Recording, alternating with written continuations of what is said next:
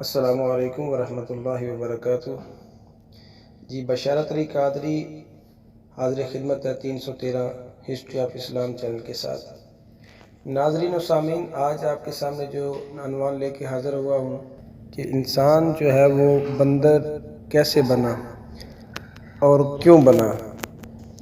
بہت سے غلط خیالات رکھتے ہیں انسان کے بارے میں۔ یہ آج کی نئی جو ہماری سائنس ہے، سائنس ٹیکنالوجی بھی بہت ترقی کر چکی ہے۔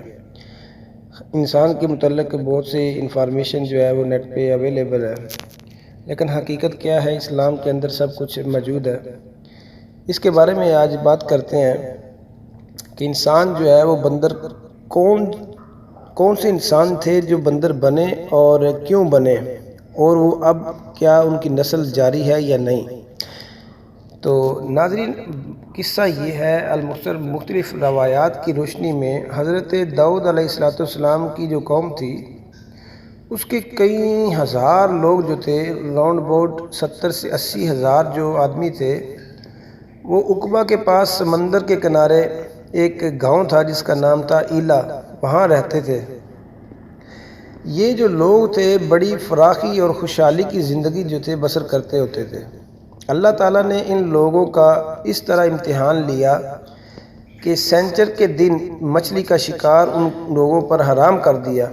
مطلب ہفتے کے دن جو تھا اس کو منع کیا ہوا تھا کہ تم لوگوں نے شکار نہیں کرنا، اور باقی جو دن تھے ہفتے کے اس میں شکار جو ان کے لیے حلال ہوا کرتا تھا، مگر ان لوگوں کو آزمائش میں مبتلا کر دیا اللہ تعالیٰ نے۔ تو اس میں جب وہ ہفتے کا دن آتا نا، اتنی آزمائش تھی کہ ہفتے کے دن مچھلیاں تھیں بہت زیادہ تعداد میں آیا کرتی تھی کنارے کے اوپر، اور ان کے لیے مچھلی کا شکار کرنا جو تھا وہ ناممکن تھا، کیونکہ اللہ کی طرف سے حکم تھا، منع کیا کہ نہیں کرنا۔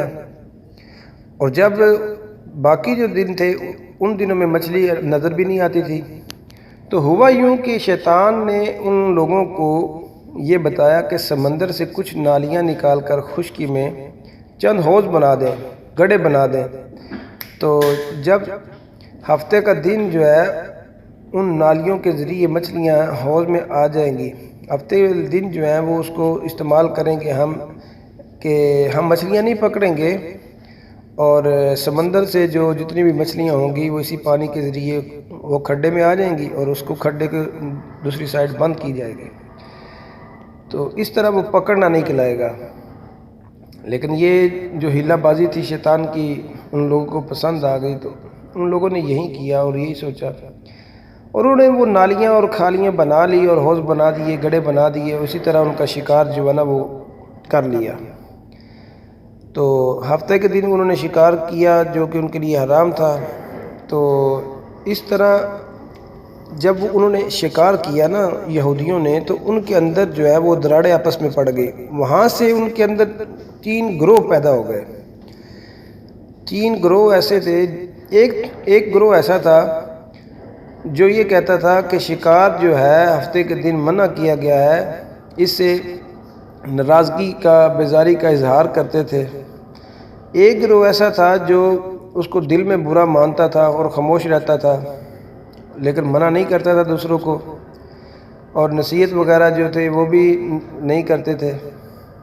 اور کچھ وہ تھے سرکش اور بدمعاش لوگ اور نافرمان وہ تھے جنہوں نے حکم خداوندی کے اعلانیہ طور پر مخالفت کی اور شیطان کی ہیلہ بازی کو مان کر ہفتے کے دن شکار کر لیا اور ان مچھلیوں کو کھایا اور بیچا بھی۔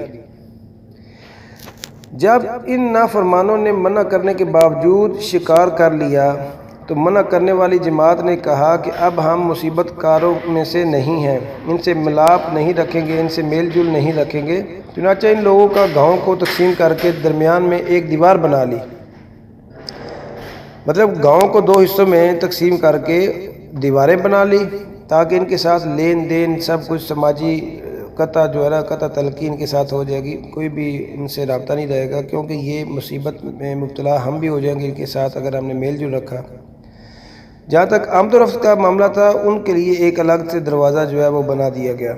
حضرت داؤد علیہ نبینا علیہ السلام نے غضبناک ہو کر شکار کرنے والوں پر لعنت فرما دی۔ تو اس کا اثر یہ ہوا کہ ایک دن خطا کاروں میں سے کوئی باہر نہ نکل سکا، مطلب وہ جو دیواریں بنائی تھی ان میں سے کوئی بھی بندہ باہر نہیں نکلا، دروازہ مین جو رکھا تھا کوئی آدمی نہیں نکلا۔ تو انہیں دیکھنے کے لیے کچھ لوگ جو ہے دیواروں پر چڑھ گئے، اور کیا دیکھا کہ وہ سب کے سب جو ہے وہ ان کی صورت مسخ دی گئی ہے اور ان کی صورتیں بدل گئی ہیں، نعوذ باللہ من ذالک، اور سب بندر ہو گئے۔ یہ کم و بیش جو تھے 80,000 کے راؤنڈ بوٹ جو بندے تھے یہ بندر ہو گئے، بندروں میں شکل ان کی تبدیل ہو گئی۔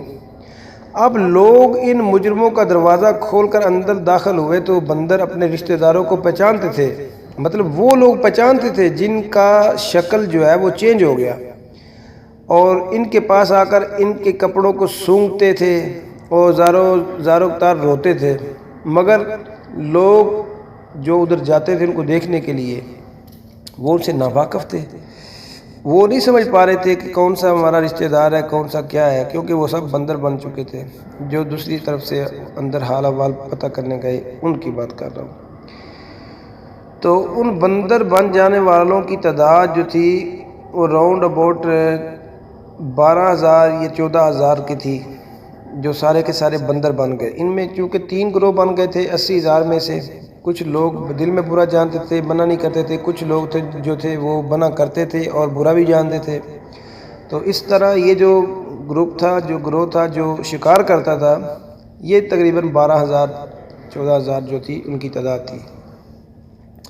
یہ سب جتنے بھی بندر بنے یہ 3 دن تک زندہ رہے، نہ کچھ انہوں نے کچھ کھایا نہ پیا، اس بھوک اور پیاس کی شدت سے وہ ہلاک ہو گئے۔ انا للہ و انا الیہ راجعون۔ شکار سے منع کرنے والا گروہ ہلاکت سے سلامت رہا، اور صحیح قول یہ ہے کہ دل سے برا جان کر خاموش رہنے والوں کو بھی اللہ تعالیٰ نے محفوظ فرما دیا، ہلاکت سے بچا لیا، کیونکہ اللہ تبارک و تعالیٰ جو ہے وہ دلوں کے راز جانتا ہے۔ انما الاعمال بالنیات، ایمان کی کمزور ترین نشانی جو ہے وہ یہ ہے کہ کم از کم کسی بھی کام کو برا جانے اور دل میں اسے کم از کم برا جانے، کوئی بھی ایسا غیر شرعی عمل ہو، تو یہ ایمان کی سب سے کمزور ترین علامت ہے۔ تو اللہ تعالیٰ نے ان کو بھی اس ہلاکت سے بچا لیا۔ اور اس کا قرآن کریم کے اندر اللہ تعالیٰ نے یوں کچھ ارشاد فرمایا جس کا ترجمہ یہ ہے سورۃ البقرہ میں کہ بے شک ضرور تمہیں معلوم ہے تم کہ وہ جنہوں نے ہفتہ میں سرکشی کی تو ہم نے ان سے فرمایا کہ ہو جاؤ بندر دھتکارے ہوئے۔